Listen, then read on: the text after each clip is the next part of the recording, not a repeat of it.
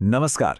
चलिए, आज इतिहास के एक ऐसे पन्ने को पलटते हैं जिसने भारतीय उपमहाद्वीप की कहानी को हमेशा हमेशा के लिए बदल दिया। बात करेंगे भारत पर हुए पहले अरब आक्रमण की।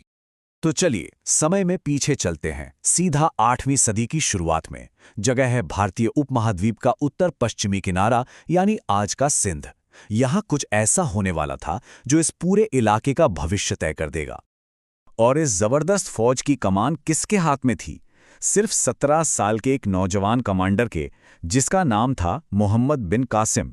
उम्र भले ही कम थी, लेकिन इरादे बहुत बड़े थे। मतलब ये कोई ऐसी वैसी सेना नहीं थी। ये उमैयद खिलाफत की एक पूरी तरह से ट्रेंड, बेहतरीन हथियारों से लैस फौज थी, जिसका एक ही मकसद था, साम्राज्य का विस्तार। लेकिन बड़ा सवाल तो ये है कि आखिर ऐसा क्या हुआ कि उमैयद खिलाफत ने इतनी दूर भारत पर हमला करने का सोचा, और निशाना भारत ही क्यों था? इस क्यों को समझने के लिए हमें उस दौर की दुनिया की सियासत को देखना होगा। तो इस क्यों का जवाब जानने के लिए हमें थोड़ा और पीछे जाना होगा, कुछ दशक पहले अरब प्रायद्वीप में, जहां एक नई ताकत उभर रही थी। देखिए, पैगंबर मोहम्मद के निधन के बाद जो इस्लामी खिलाफत बनी, वो मतलब बिजली की रफ्तार से फैली। कुछ ही दशकों में आप सोचिए, ये साम्राज्य फारस और मिस्र को रौंदते हुए पश्चिम में स्पेन तक और पूरब में भारत के दरवाजे तक आ पहुंचा था। तो जब इतना बड़ा, इतना ताकतवर साम्राज्य बन गया, तो जाहिर है खलीफा की नजरें अब पूरब की तरफ गईं, भारत की दौलत और शानो शौकत पर। तो एक बात साफ समझनी होगी, यह हमला सिर्फ जमीन कब्जाने के लिए नहीं था। इसके पीछे एक पूरा एजेंडा था, इस्लाम का प्रचार करना, यहां से दौलत लूटकर अपने विशाल साम्राज्य को चलाना और यहां अपनी हुकूमत हमेशा के लिए कायम करना। कहते हैं ना, हर बड़ी जंग के लिए एक चिंगारी की जरूरत होती है, और सिंध पर हमले के लिए ये चिंगारी एक समुद्री घटना से मिली। हुआ यूं कि सिंध के देबल बंदरगाह के पास अरब का एक जहाज लूट लिया गया। अब जब मुआवजे की बात आई, तो वहां के राजा दाहिर ने साफ मना कर दिया। अब ये असली वजह थी या बस एक बहाना, ये तो कहना मुश्किल है, पर खिलाफत को जो चाहिए था वो मिल गया, हमला करने की एक वजह। मोहम्मद बिन कासिम का कैंपेन बड़ा ही सिस्टमैटिक था। उसने पहले देबल के जरूरी पोर्ट पर कब्जा किया, फिर एक के बाद एक शहर जीतता चला गया।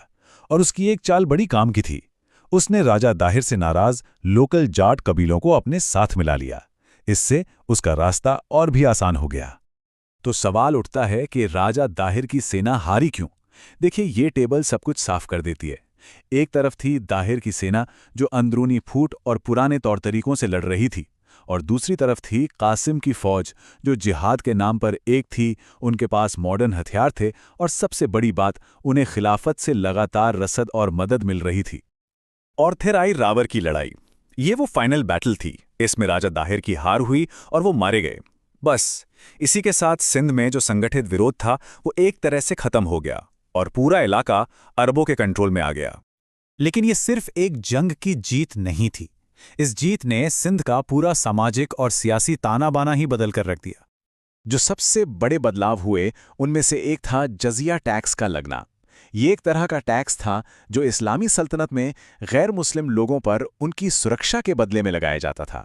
शुरू में इसकी दर लगभग 2.5% रखी गई थी। अब ये आम लोगों पर एक बड़ा आर्थिक बोझ तो था ही, साथ ही इसने समाज में एक नई लकीर भी खींच दी थी।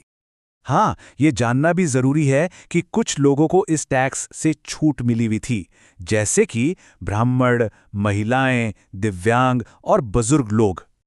लेकिन कहानी में एक और मोड़ है।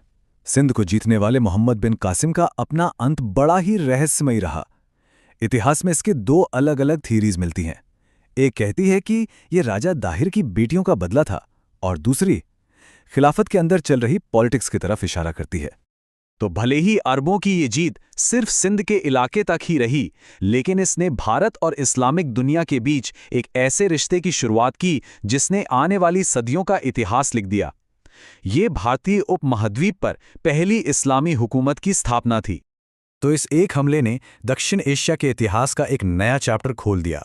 इसने आने वाली सदियों के लिए टकराव और मेलजोल दोनों का एक मंच तैयार कर दिया, और एक बहुत बड़ा सवाल भी छोड़ दिया कि जब कई 100 साल बाद उत्तर पश्चिम से हमलावरों की अगली लहर आएगी, तब क्या होगा?